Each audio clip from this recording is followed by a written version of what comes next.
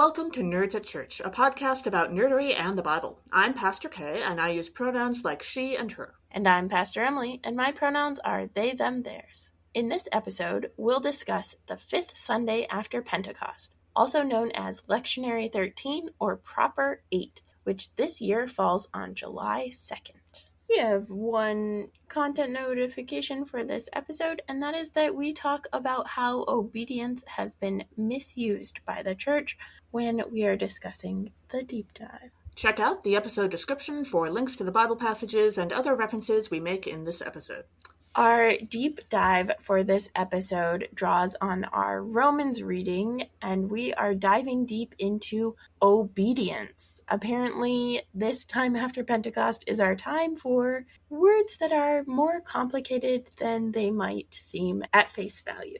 Yes. So, obedience, what we're talking about for obedience is not necessarily obeying the law, right, and not necessarily not obeying the law. This is not a D&D alignment conversation. It's true. But I think it's helpful to use the Firefly game, but also the show. And that's our reality too. The law is not necessarily moral. The law is made by people in power. And we know that based on a lot of the laws happening today. So the Serenity crew in Firefly are moral. And so they act in obedience to their morals, but oftentimes not in obedience to the law. Yes. So when we talk about obedience, we're mostly talking about obedience to God. Mm-hmm. And so we started off by, I did a word search of the Bible, not, one of those where you go around through the mess of letters and circle the different words, not that kind of word search. I searched the NRSV for the words obedient and obedience and came up with a list and tracked those back to what Greek or Hebrew words they were based on. And the vast majority of hits that I got for the word obedience or obedient were in the New Testament. There were just a handful of examples from the Hebrew Scriptures, but we'll talk a little bit more about the two most common words that were used to mean obedience in the Bible. Mm-hmm. So the most common Hebrew word, if you're a linguistics nerd, its strong reference number is 8085. If you're a Hebrew nerd, you probably know this word. It is Shema. Yep. And that means hear, listen to, obey, understand, examine, kind of like a judge. And that is really well known because the most well-known verse in Hebrew scripture, and we're not talking about from a Christian perspective, is Deuteronomy chapter 6, verse 4, which is Shema Yisrael, Adonai Eloheinu, Adonai Echad, which it means, hear Israel, the everlasting, our God, the everlasting is one. Or the everlasting is God, the everlasting is one. Is don't show up in Hebrew, so that's right. A little tricky on the translation. But I do think it's interesting that in Hebrew scripture, Shema is the word that is most associated with obedience and obedient because it is very much about hearing, right? About receiving the words of God and the instructions of God, which, I don't know, it feels different than just like obey, right? There's an expectation of like, let it sink into you. Yeah. Right? Embody. That's sort of a thing. And when the Hebrew scriptures reference the concept of obedience, it's usually about being obedient to God. Generally, it's a communal kind of obedience in nature, which is to say it's the people of God or the Israelites being obedient to God, not just a single. Mm-hmm. And then the most common Greek word for obedience, the strong reference is number 5218, and it is hupakon. I am less confident in my Greek pronunciation, and it means obedience. It's similar to the word that's right next to it alphabetically, but it's kind of like answering a door knock or listening to a complainant. It was a complainant as in someone bringing a legal problem to you as a judge. Someone who is saying, hey, my neighbor stole my cow. That kind of. Gotcha. Okay, so there are some connections between the Hebrew and the Greek, right? With the like space of a judge and legal system. Most of the New Testament references to obedience are also about us being obedient to God or faith, and mostly these are in the epistles that are written or directed to communities of faith. So generally speaking, these are also collective instructions. Y'all be obedient is how we might less formally translate them, despite the fact that it comes out as you in English. The interesting twist on this, for me at least, is that while the Hebrew scripture references to obedience make it pretty clear that these are communal instructions to, the people of God or to the Israelites, it's a lot easier to accidentally translate these as individual instructions to you personally, the person who is reading this letter in the Greek. And there are one or two exceptions to that. Yeah. And so that's one of the tricky parts about Christianity, is that since we stopped differentiating between you plural and you singular as part of what is considered standard English, which I use air quotes for because there's a lot of white supremacy that goes into like what's considered standard and not. But when we take that out, that makes us more likely to default to a more individualistic faith. But particularly in the United States, with how individualistic the dominant culture is anyway, it gets really dangerous. And like there are a lot of people who use the 1 Corinthians passage about love at weddings, right? And don't that's not realize what it's talking about. No. That the love that's being talked about is a communal love. And so when there is one epistle, one letter that is decidedly written to one person. Yes. And that's the book of Philemon. It's nice and short. You can read it in about 5 minutes. Yeah, it's super short. It's like a one-pager. The rest are written, for the most part, to communities of faith or to mainly one person, but also a couple others. And other people are greeted in this letter to Philemon, but the letter is to Philemon. And what I think is interesting is that that is one of the letters where you actually get the word obedient, and where Paul is extolling Philemon to be obedient. Yeah. And Philemon is a slave owner, right? His slave, Onesimus, has run away, and Paul is sending Onesimus back and appealing to Philemon basically to be like, let Onesimus go, doing the peer pressure thing of be a good Christian, be a good follower of Christ. Using his powers. Be obedient. Be obedient to your faith, and let Onesimus be free and help me while I'm in prison. Yeah. There are also a couple of references to Jesus being obedient, like specifically by going to the cross, being obedient to God's will. And one reference that I find kind of hilarious, where Jesus is spoken about being obedient to his parents after he was found by them after he ran away to the temple when he was 12 years old, which I love that so much. So yeah. He had his like preteen rebellion and then was like, okay, now I'll be obedient. By going to the synagogue. Yeah, that is absolutely like you do. Uh-huh. I mean, we're pastors. We don't really get to dunk on him for that. So that's true. So what about Bible stories that involve the concept of obedience? Well, before we get to Bible stories, there is a video that you can certainly watch on YouTube called Why Humans Can't Obey the Law and God's Plan to Fix It. This is from the Bible Project, which I believe we've mentioned before. But for those of you who are not familiar with it, yes, this is a project about the Bible to make videos to explain various more complicated, generally, concepts about the Bible. They do a few 101 videos, but these are mostly for adults who are looking to get into some of the larger themes that are harder to explore in, say, a single church service. And by and large, they have pretty good quality content, as long as you keep in mind that these videos are apparently, for the most part, made by two white guys. And so they don't have a huge amount of cultural breadth in their background, but they make an effort. They usually do a good job. When we talk about obedience, I like to keep in mind that God does not actually expect us to be good at this.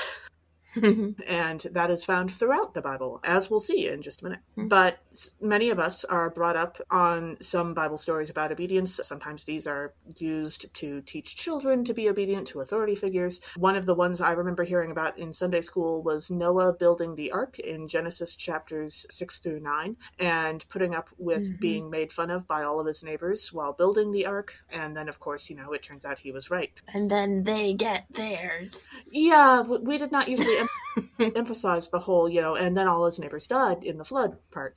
But that was a thing. And then there's the very complicated and difficult story of Abraham almost sacrificing his son Isaac in Genesis chapter 22. This is Abraham being obedient to God, and also like Abraham actually doesn't sacrifice Isaac. That's good. But Mm-hmm. he was pretty clearly ready to for a minute there, and I cannot speak as eloquently on this story as some other people can, but I know that Rabbi Daniel Rutenberg has done a column on it that I've found very helpful for unpacking the background to this story. Yeah, and we'll try to find that and link to it Yeah. in our episode description. Also, one of the examples of obedience that I really love is from the first chapter of Exodus, and it's Shiphrah and Puah, who are two midwives. And they are not the only ones who are obedient, but they are the named ones who are obedient. But in this time, Pharaoh has decided that the Hebrew people are just getting too populous and they're enslaved in Egypt, and Pharaoh wants to make sure that like power remains with the Egyptians and not with the Hebrew people, and doesn't want the Hebrew people to continue to grow, and so orders all of the midwives to kill the baby boys. And Shiphrah and Puah don't. Right. And this is, for me, a beautiful example of obedience, not to the law, which would be Pharaoh's word, but to God, knowing that God does not and would not want to kill all the newborn baby boys. They don't. Yeah. And they lie to Pharaoh and to the Egyptian authorities and say, oh, they just give birth really fast before we get there. Sure. And it says that they feared God, so they did not do as the king of Egypt commanded them. Cool. But they let the boys live. Dun, dun, dun. Also, one of the interesting spaces of obedience is during the Deuteronomistic reforms, which we just talked some about that when we were talking about Jeremiah and our episode on Jeremiah. But the Deuteronomistic reforms were a time of bringing people back into and reminding them of the promises in the covenant that they share with God and what it means to be faithful or obedient to that covenant. Yeah. And so you get a lot of reforms and a lot of like reinterpretation of scripture in Deuteronomy in particular, but also in other areas of scripture like Jeremiah and what Jeremiah says. So I think that's an interesting space of obedience, and like what does that mean in a collective sense, especially when a community has gone astray. Sure. So another story about obedience to, you might say, God, I suppose, this one's a little complicated again, is the story of Jephthah's daughter. And this is found in Judges chapter 12. Jephthah is a judge of Israel, and he was going to lead an army into battle. And being a judge in Israel wasn't just about being a judge like we think about it today. It also meant you were a leader, and so being a military leader wasn't completely unusual for that. And because he was going to lead an army into battle, he promised God that he would sacrifice whatever first came through the door of his house when he got home if they won. And then they won. And then he got home. Mm-hmm. And then the first thing to come through the door of his house to come out to greet him when he got home was not a thing, but a person. It was his beloved only daughter. And he immediately regretted the promise that he made to God. And then he carried through on it after allowing her a time to grieve. He explained what had happened to her, and she agreed to it. And then she took some time to grieve. And I believe that passage is actually like weirdly specific that she was grieving that she would die a virgin. And then he sacrifices her and is very sad. Also, like, what did you think was going to happen? Who did you think was going to walk through that door? Yeah. I mean, possibly like a dog or something. I don't know. But also, I'm unclear on whether he actually still, like, had a wife or if his wife had already died by this point. So, like, his daughter was maybe not the only option, but also not, the only terrible option for this. Anyway. And the thing is God never actually, like, shows up and says, yes, Jephthah, you must follow through on your promise. I insist on it.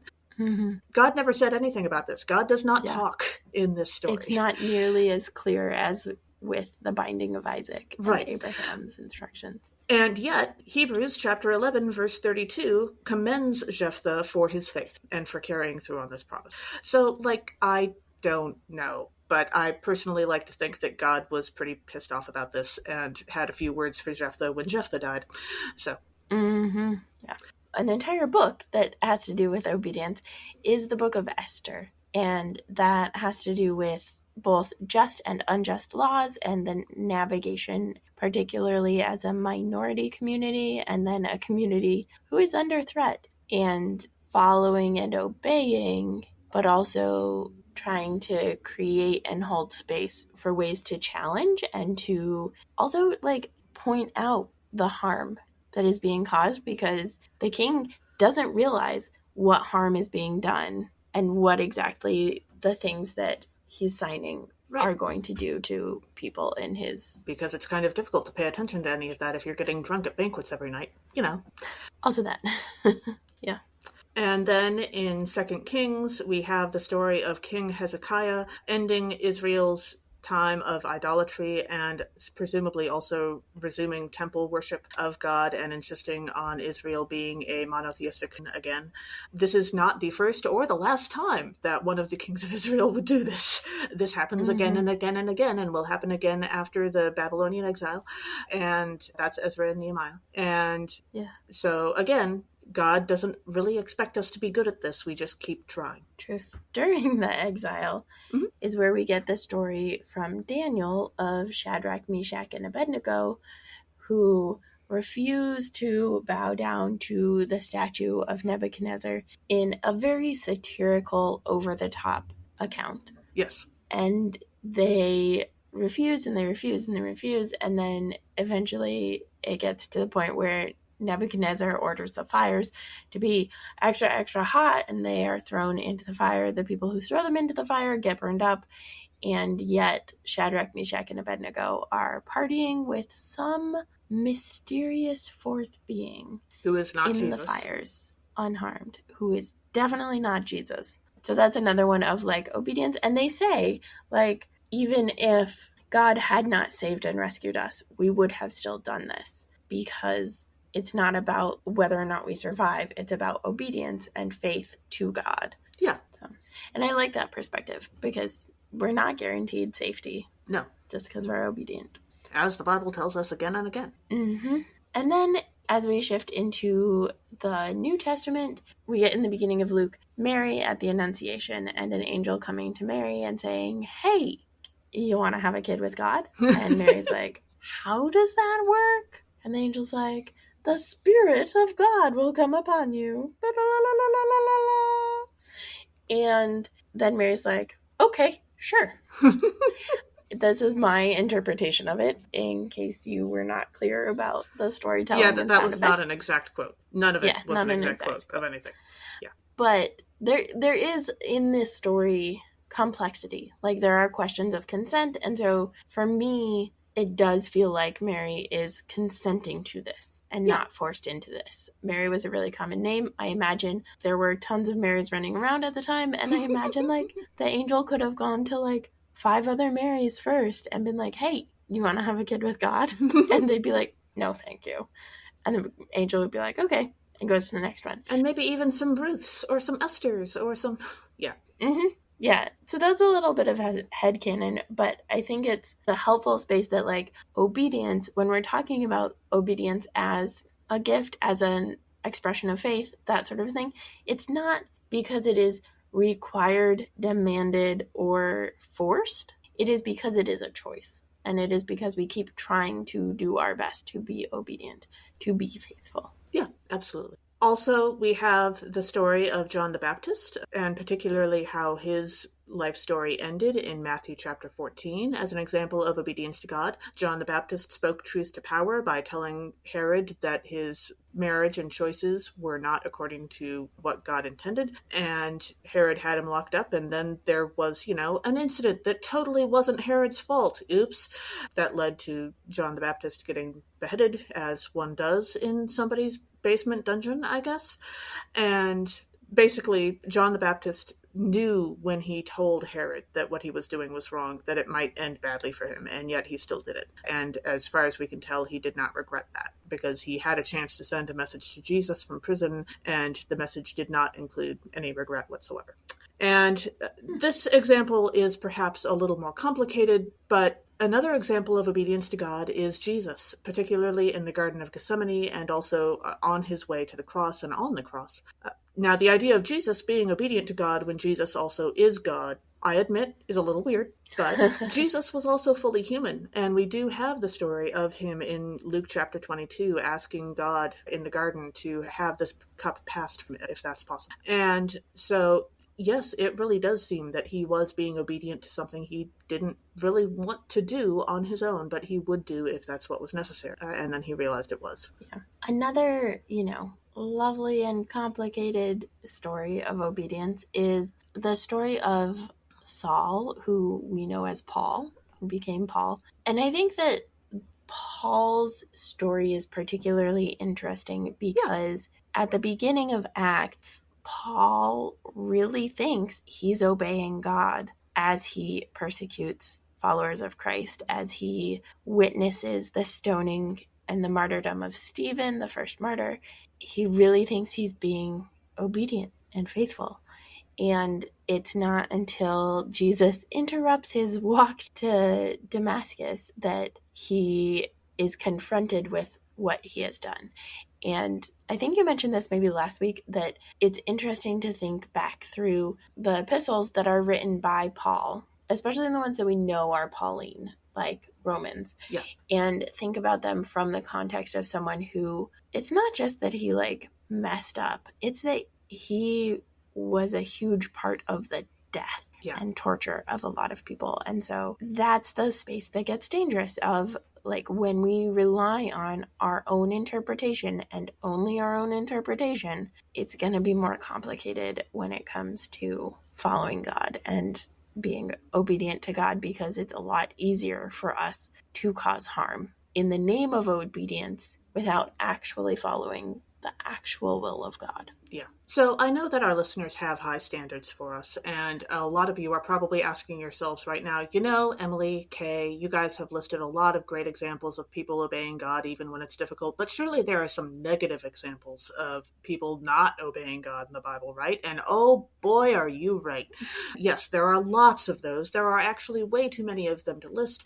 And honestly, today we're highlighting the point of obedience rather than disobedience, so we're not going to go too in-depth into these, but personally speaking, I have to say my favorite example of someone disobeying God in the Bible is the story of Jonah, or how to be the worst prophet you could ever be in the history of the world. Because real. Jonah is given very specific instructions, including practically being given directions on how to get there, of where he's supposed to go and what he's supposed to do when he gets there. And instead, he runs the exact opposite direction towards Tarshish and winds up, in the belly of a great sea beast that is totally not a whale.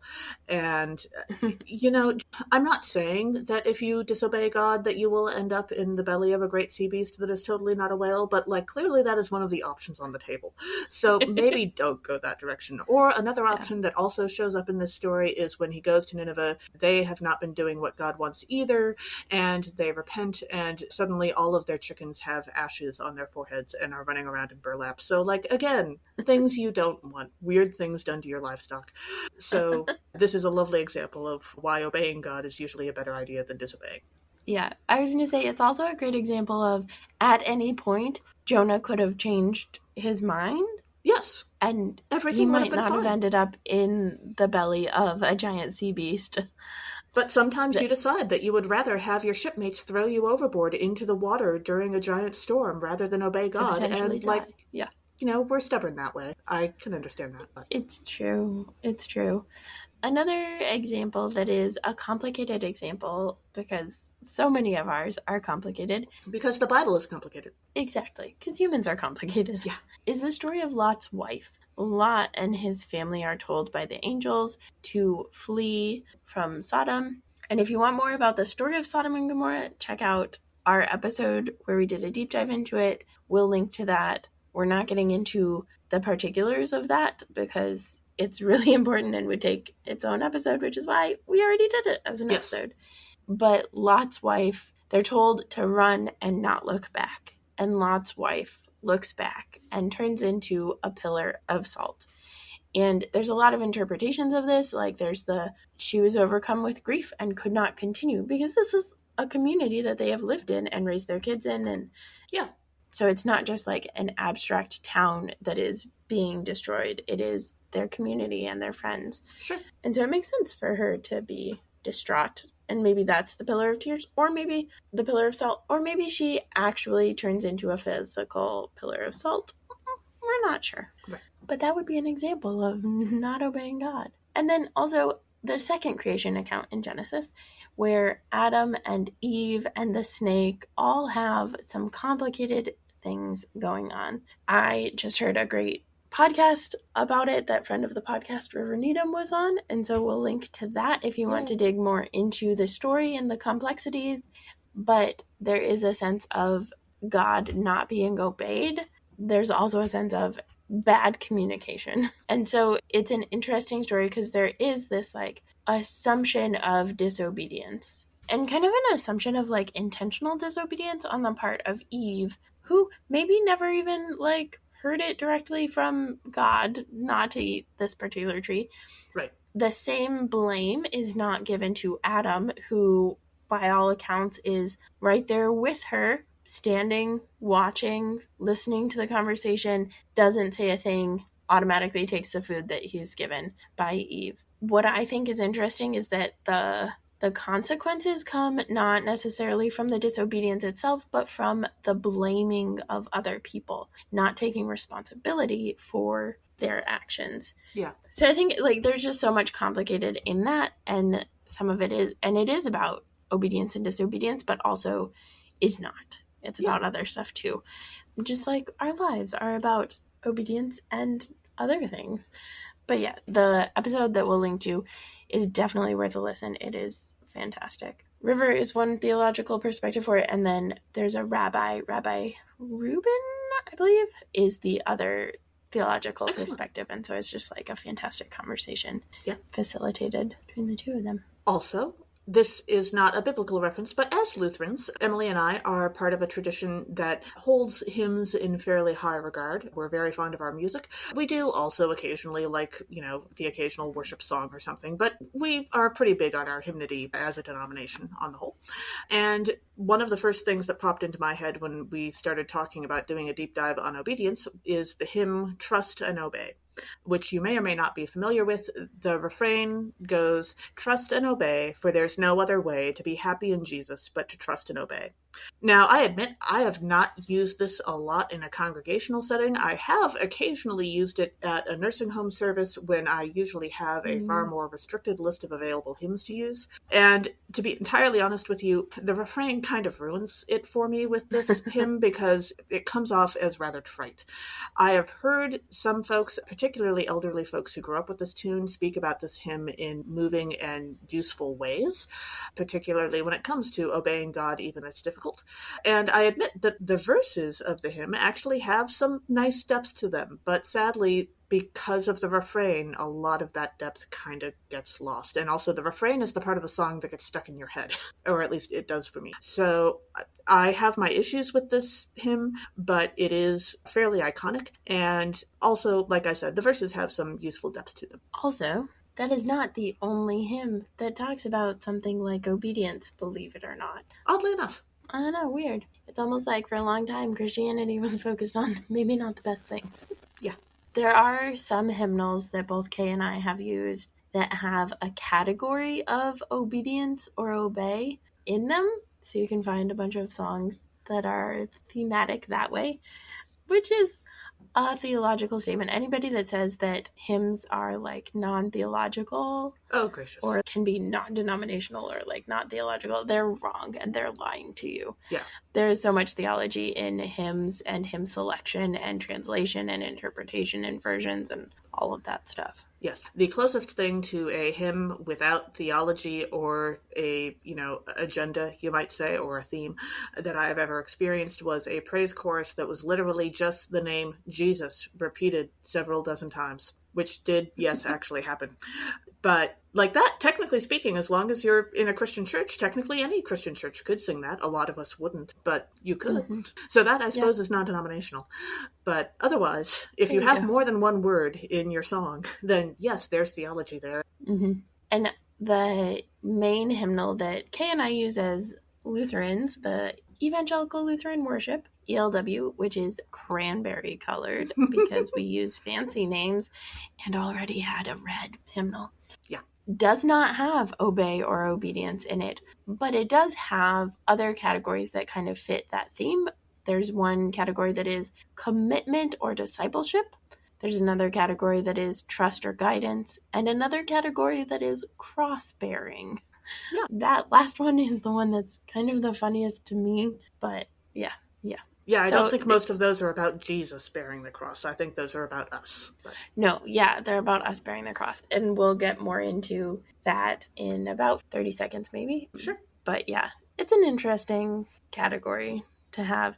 I would be curious if our listeners have, like, what categories stick out to them in their hymnals that they might use, both in terms of, do you have one that is obey or obedience, and or favorite hymns in that category if you do, Yeah. or do you have other, like, roundabout ways of talking about this that are maybe a little bit more nuanced and complex, like the ELW. So biblical obedience and the concepts of obedience found in the Bible and mentioned in the Bible, unsurprisingly, were misused a whole bunch throughout history. One of the main ones is bear your cross. You have a cross to bear. Jesus says, take up your cross and follow me.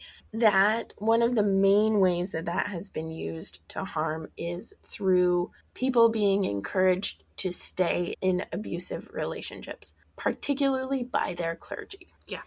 That's wrong. Yes. God's will is not for you to stay in an abusive relationship or an abusive situation. That is not God's will.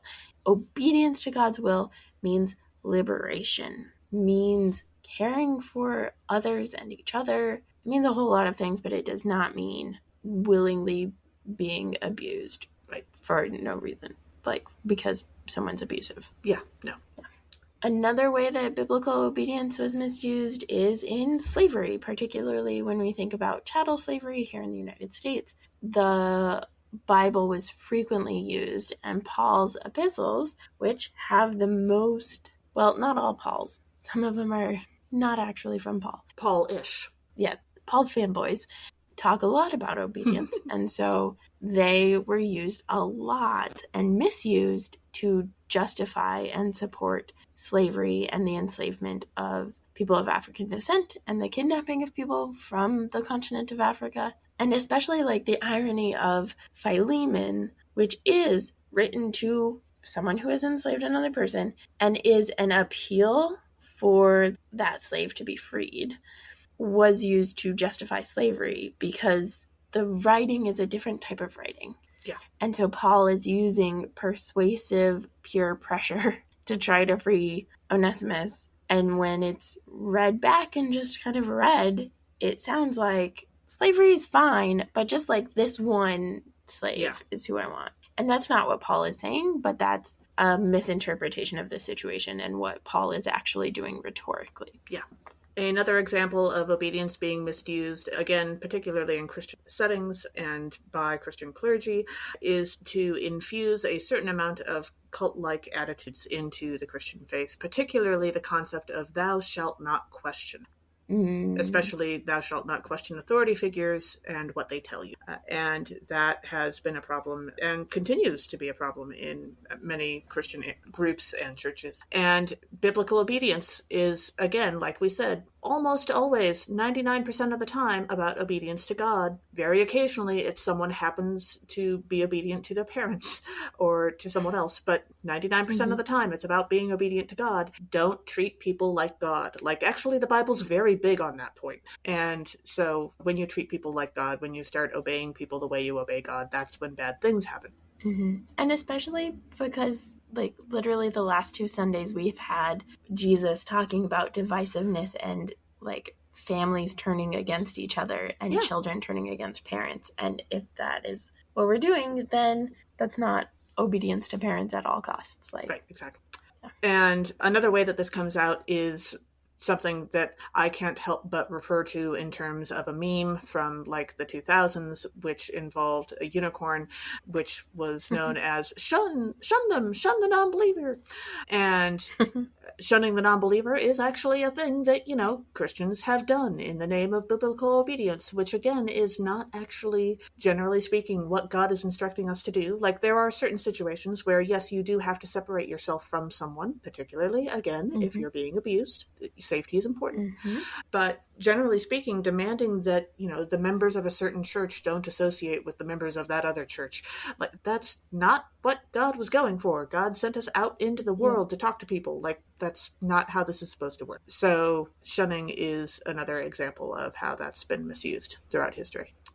And we are nerds at church, so of course we have to talk about some pop culture references. We have a couple for you. And the first thing that popped into my head as I was thinking about when do we talk about obedience in pop culture is, of course, the musical Hamilton. There are a few songs that are done as though they were letters between people, and the common sign-off for a letter that was used very often back then, your obedient servant, when we might say, yours or something like that instead, shows up frequently during the musical, and in fact there's actually a song called that, Your Obedient Servant.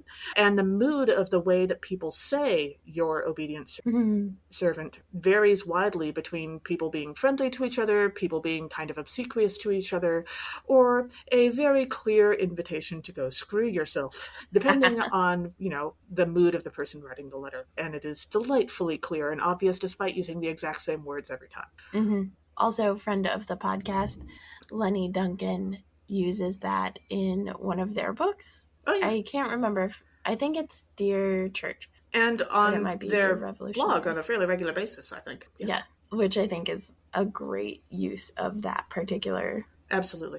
It also very much reminds me of my very short time working retail when I spent a year working at a clothing store and learned to call people sir or ma'am, either out of genuine respect and kindness, which happened occasionally, or out of just absolute unspeakable anger, and I couldn't do anything else but call them that. And it totally did not come through in my voice, but man, I was feeling it at the time.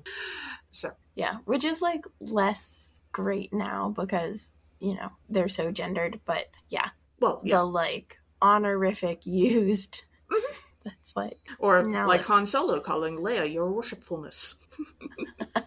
Yes, I love that. And we did also mention a couple pop culture references throughout with like Firefly and those sorts of things. The other space that I think about when I think about obedience is civil disobedience, which is, as we've talked about, it's what Shifra and Pua do. It is obedience to a higher value or a higher call. And a lot of that is connected to, depending on who you are, Piaget or Kohlberg's 6 stages of moral development that are thought to be like as a person develops. You might not get through all of them, but they build on each other. And so there's like, it's okay to do if you don't get caught is like the basic level. But then it progresses to, if it feels good, do it. Or do it for someone else you care about. Or do it because it's your duty. And that's like more the law, obey type of thing. And then it's the consensus of thoughtful men. I'm using the word men because they use the word men, and I think it points to like where you're trusting other people to have made a decision. And that's a lot of people, I think, who get confused about legality and morality tend to think laws are made by a consensus of thoughtful men. Yes, and therefore don't realize how much the patriarchy is baked. And how much of just like really complicated and harmful power abuse is inherent in the laws that are made. But then there's like the like 6th stage, which is kind of the like stage that not everybody gets to, but that presumably Jesus and some others have reached this level, is what if everybody did that, right? Which looks towards universal ethical principles, right? So the idea of cherishing love or quality of life or ideals around like what every person deserves and how every person deserves to be treated and those sorts of things. And so that's the place most where obedience to that can lead to disobedience to the law in segregation, in bus boycotts, in helping people access abortion and trans healthcare, like Yeah. all of those things. The abortion boat. There's an abortion boat that camps in international waters and comes really close to the shore. And then, like, sometimes they drop by a drone, and sometimes they, like, bring people on board via smaller boats who need access to abortion and Yeah. are in places that don't give them access. And then this last reference, I don't really know if this counts as pop culture. It certainly counts as like the real world after the Bible. But I was doing a little reading on Julian of Norwich recently, and apparently you're not supposed to pronounce the W in Norwich. I didn't know that before. Huh. Yeah, it's a British thing, I guess. But in both Europe and England, for a few hundred years during sort of the medieval stage, there were people called anchorites, who, instead of being called to a community of monks or nuns, which you usually had to pay a fairly decent amount of money to enter, like for women to become a nun, you usually paid in your dowry to the convent. But these people, instead of entering a community like that, were called to a specific place or church and were given what was called an anchor, a small cell, which they then would enter and not leave again until they died as a religious observance. They stayed in the cell, they prayed a lot. If they were literate, and most of them were, they would read the Bible, and sometimes they would write things. Many of these folks were in a anchor that was attached to a church sanctuary so that the anchorite could attend the service through a window, not leaving their anchor, but they would open a window to follow along with the service, and then they could also receive communion there. And this was an interesting option for folks because you didn't have to take religious vows. Technically speaking, you stayed a layperson. Although, since you had to stay in the cell on your own, being celibate was actually part of the deal. But it wasn't exactly a vow. The vow was to stay in the anchor and to be alone, be the only person. Basically, you had to have the right kind of reputation or seem to be the right kind of person for this in order to have the church or the local person overseeing that anchor agree to let you become an anchorite. And anchorites were quite often treated pretty much like prophets or like, wise people to refer to when you're trying to make a big decision. Mm-hmm. They often were not really under the leadership of any one person in the hierarchy. Like, they didn't even really have to answer to their local bishop very often, as long as they stayed in their cell. If they left their cell, that was a whole different universe of problems. But as long as they stayed in the anchor, they had a lot of freedom to say what they wanted. And a lot of them also wrote works that we still have today. And Julian of Norwich, who is very well known from this time, was one example of an anchorite. Cool. Yeah. Yeah, I was going to say there are different religious orders who do have obedience as part of their religious order. Right. But this is an interesting alternative that I was not familiar with. There was apparently a movie about an anchorite made that is actually called Anchorite. I think that based on the summary I read, I don't believe that it may have been super historically accurate. They were definitely going for a bit of sensationalism with that. But it's an interesting concept I had not run into before and seemed to be a welcome alternative for folks who couldn't afford to enter a religious community. Yeah. Our first reading for today is from Jeremiah chapter 28, verses 5 through 9. The prophet Jeremiah and another prophet named Hananiah disagree on what the future of Israel holds. Will there be war, famine, and pestilence, or will there be peace? The results will demonstrate who is actually prophesying God's word. I think a better way to solve this would be with an epic rap battle Bible edition. But this is Jeremiah and not Jesus. Like, Jesus would absolutely win one of those because he was a smart aleck. But Jeremiah was really much more the, yelling and being sad type, as we discussed at length last week. I know, but this is like an opportunity for Jeremiah to stretch out of his comfort zone, let God flow through him. Sure. I think it would be hilarious, really. And now I want epic rap battles to do a Bible edition. Yes, absolutely. I think my biblical Hebrew would have to be a lot better than it is. I mean, fair. They have done some other epic rap battles with Martin Luther and stuff, I think, before. Cool. But yeah, I just I read that and I was just this is basically the epic rap battle before those were millennia before those were ever a thing. Yeah. As for the verses themselves, in verse 5, we read, Then the prophet Jeremiah spoke to the prophet Hananiah in the presence of the priests and all the people who were standing in the house of the everlasting. And this is one of those things where I'm like, okay, I have a firm belief that what is done in public should be conflicted about also in public. Yeah. And this is a like, Hananiah has been prophesying in public, and Jeremiah is like, these are not faithful, accurate, obedient prophecies. And so is calling Hananiah out, not in private and secret, but saying like, no, this is not okay. And I think about that when we challenge queerphobia and when we challenge racism and stuff that people say, and like calling them out in a public way gives them the opportunity to realize what they've done, learn, and grow in public, which is hard. Sure. But also helps other people know how to do it too. So I was thinking about that and like the ways that it models hard conversations, which we talked about in our own podcast episode, which we will link to in our episode description. Sure. And then in verse 6 we read, "And the prophet Jeremiah said, Amen, may the Lord do so. May the Lord fulfill the words that you have prophesied, and bring back to this place from Babylon the vessels of the house of the Lord and all the exiles." Okay, now if this were Jesus, I would think that Jesus was being sarcastic. But it's not Jesus, it's Jeremiah. And being that it's Jeremiah, I tend to think that he's actually being honest here. Like, he does want this to be true. Like, it would be awesome if there was peace and the vessels of the Lord were brought back from Babylon, and so were all the exiles. Like, that would be great, dude. Like, I hope you're right. Kind of thing. And imagine being a prophet and getting an attaboy from Jeremiah, of all people. Like, oh my goodness. Hooray for using your reputation and power for good to build up another prophet here, Jeremiah. That is good work. Like, okay, yes, in this particular case, Hananiah turns out to be wrong. But, like, if it had worked out, Jeremiah would have done a lovely job of building this guy up and encouraging that, I'm guessing the next generation. I'm just guessing here that Hananiah is younger.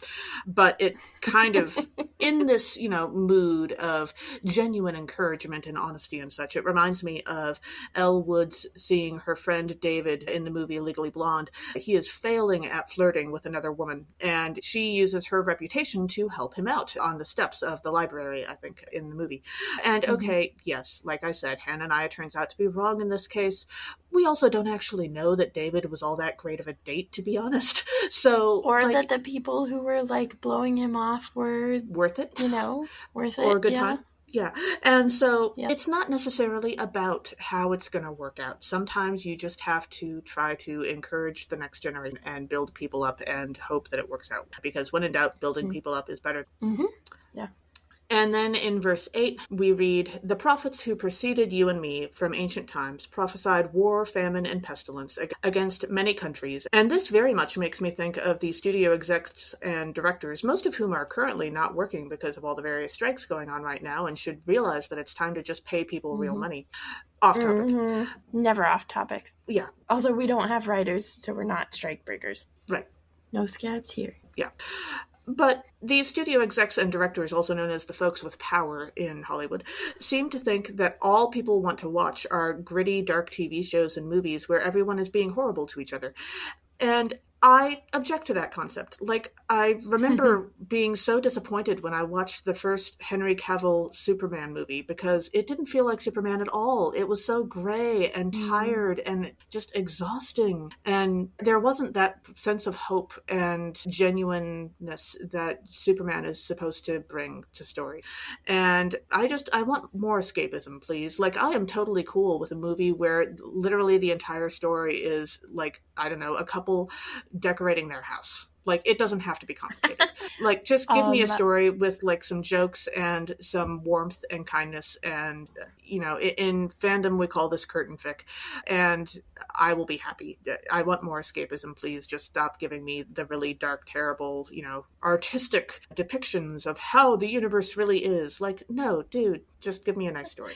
That's why I love the Great British Baking Show. Exactly, yes. Because it's just light and fluffy and kind and tasty. Yeah. Except I always get hungry while watching it, so I have to have eaten right before. Details. Yeah. Also, Vampirina is great, and apparently lots of people, adults included, love Bluey. I have heard good things, yes. So, I enjoyed Vampirina, and I've heard good things about Bluey. I don't know. That's as far as I got. Because you're right. Too much. I have a book that I intend to read that I've heard good things about called Legends and Lattes, which is about a Mm. coffee shop owned by an orc, or maybe it's a half orc. I'm a little fuzzy on that part. And then there's a romance Yeah. involved. And so that's on my list to read while I'm on vacation. I have heard of that one. I have a bunch of books that I want to read while I'm on vacation. We'll see how many I get through. But yeah. And then in verse 9 we read, "As for the prophet who prophesies peace, when the word of that prophet comes true, then it will be known that the everlasting has truly sent the prophet." And this is, for me, a classic, just because you say it doesn't make it true, right? Just because a prophet says something doesn't make it true, right? Boromir, Denethor, any of the men who thought that the ring perhaps would lead to peace for Gondor or anywhere. Yeah. Just because you say it doesn't make it true. Yeah. And remember, folks, as we've been reminded going through these verses, when you're looking at the word prophecy or prophesy, if you're looking at the word and there's an S toward the end of the word, it's prophesy, because sigh starts with an S. And if you're looking at the word and it has a C near the end of the word, it's prophecy, because you can see that the C is there. I love it. That is actually super helpful. Our second reading for this episode is Romans chapter 6, verses 12 through 23. Paul encourages us not to be controlled by sin, but to embrace our freedom in God's grace by seeking righteousness. So one of the themes that comes up in this passage is the idea of sanctification, which is a big fancy church word that means to set apart. Particularly thinking of like setting apart for a holy purpose or as a holy person. But also I was thinking about it in terms of the book The Giver, and that Jonas is set apart to be the receiver of memory. So it's not that Jonas's thing is necessarily like better than everybody else, but like his is a particular thing that only he can do, presumably. And yeah, so set apart. Yeah. And then in verse 14 we read, "For sin will have no dominion over you, since you are not under law but under grace."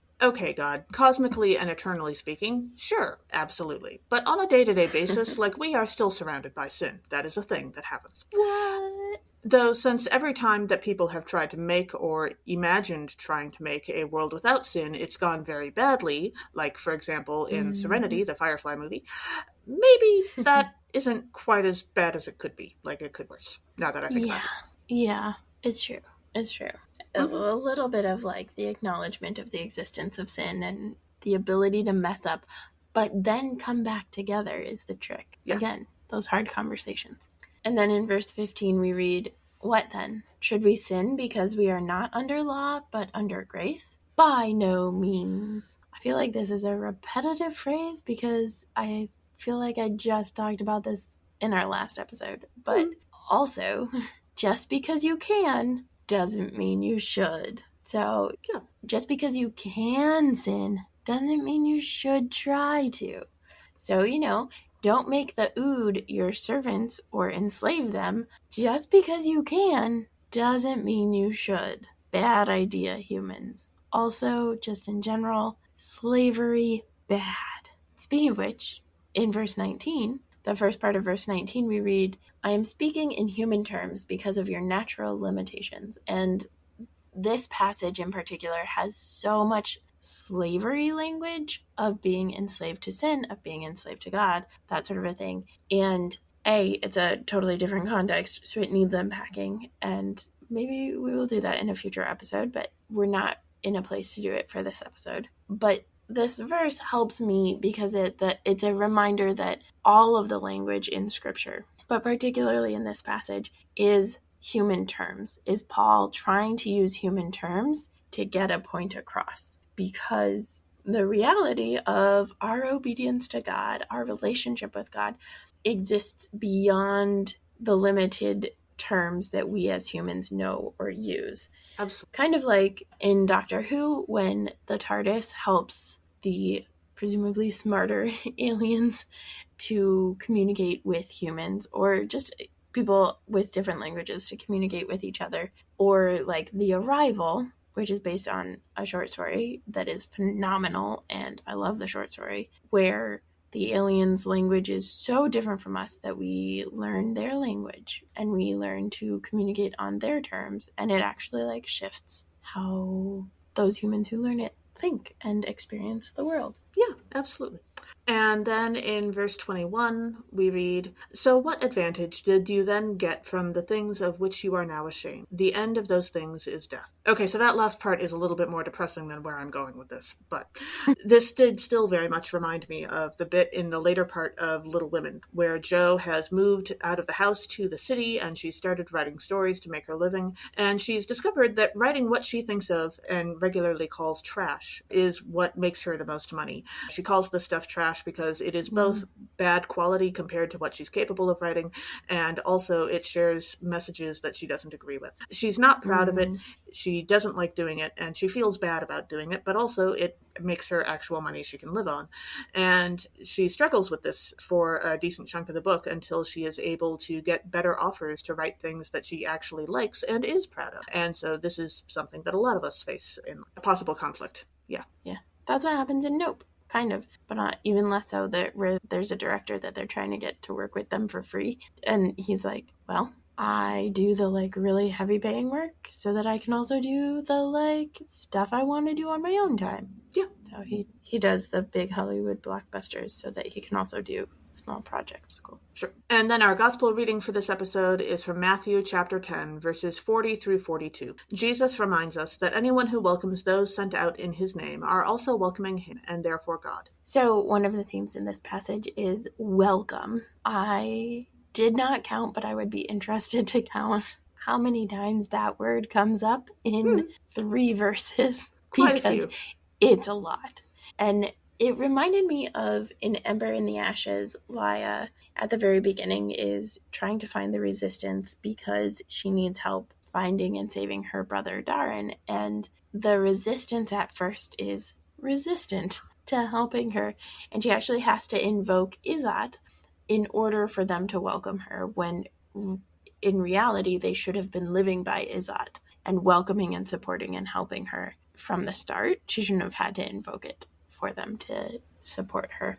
Yeah. But it's that like welcoming, like bringing in and supporting and caring for and protecting and like, yeah, showing up for each other that, yeah, is important. And then in verse 40, we read, Jesus says, "Whoever welcomes you welcomes me, and whoever welcomes me welcomes the one who sent me." And that sentence just felt like one of those if-then statements in math class from high school math, where like I actually really liked figuring them out and like solving them because I like logic problems a lot. But like, if this, then this, if this, then this, if this, then this, and then it gives you like this. So, and then you have to say what solve the thing. Yeah. They can be fun.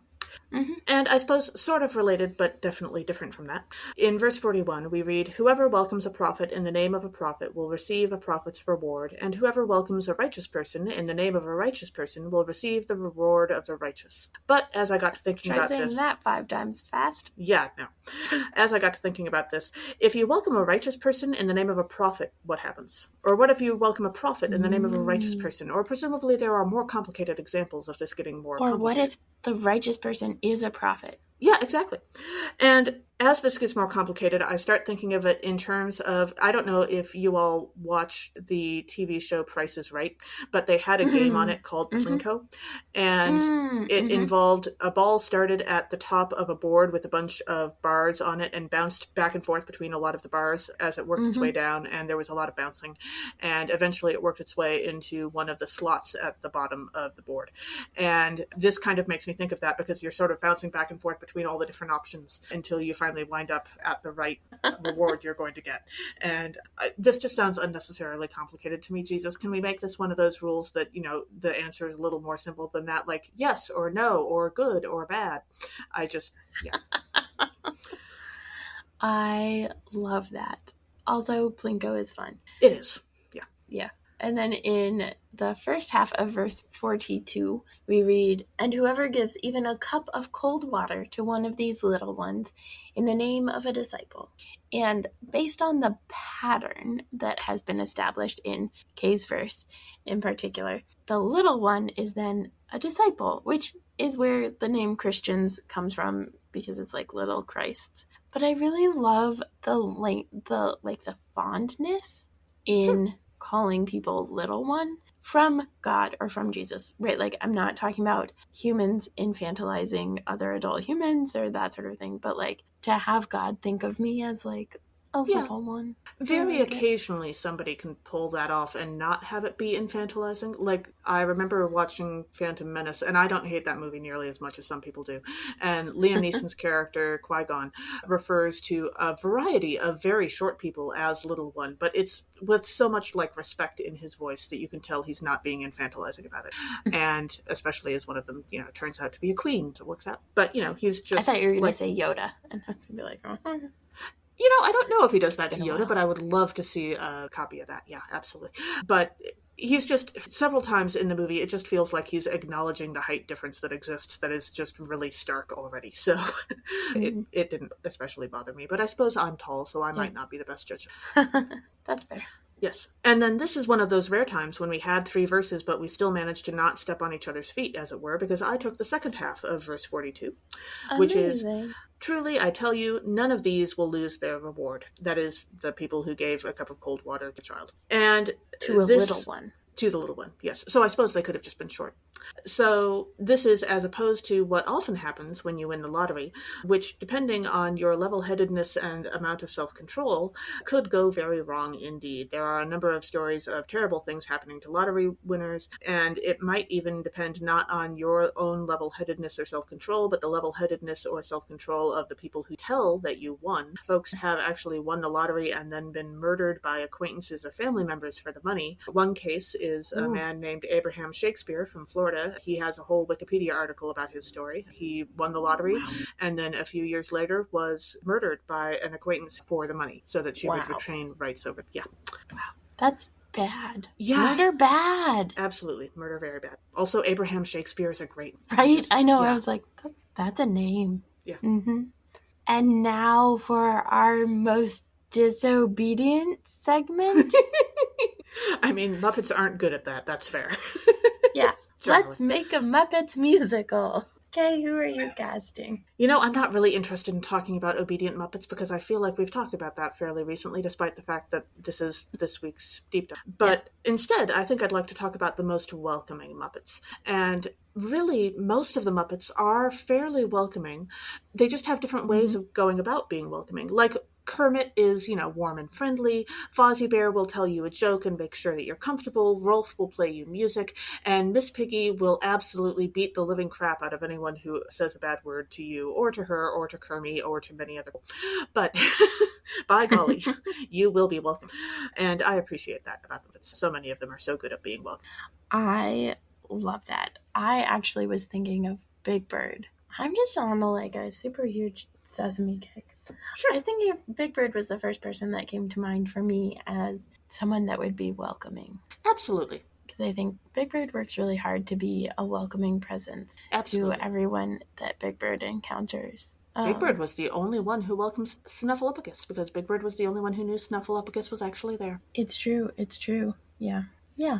Thanks for joining us. Catch us next time when we'll discuss nerdery connections to the scripture readings for the 6th Sunday after Pentecost. This podcast has been produced by us, Kay Rohloff and Emily Ewing. For more fun, check us out on Twitter and Facebook at Nerds at Church, or contact us at nerdsatchurch@gmail.com. Also, if you like what you've heard, rate us or leave us a review on Apple Podcasts, Facebook, or wherever you catch your podcasts. If you want access to our uncut guest episodes and interviews, live Q&As, and more, support us on Patreon at patreon.com/nerdsatchurch. Starting at just $5, it's cheaper than obeying the law.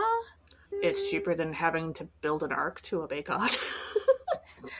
It's cheaper on your spirit than murdering someone who just won the lottery. Absolutely.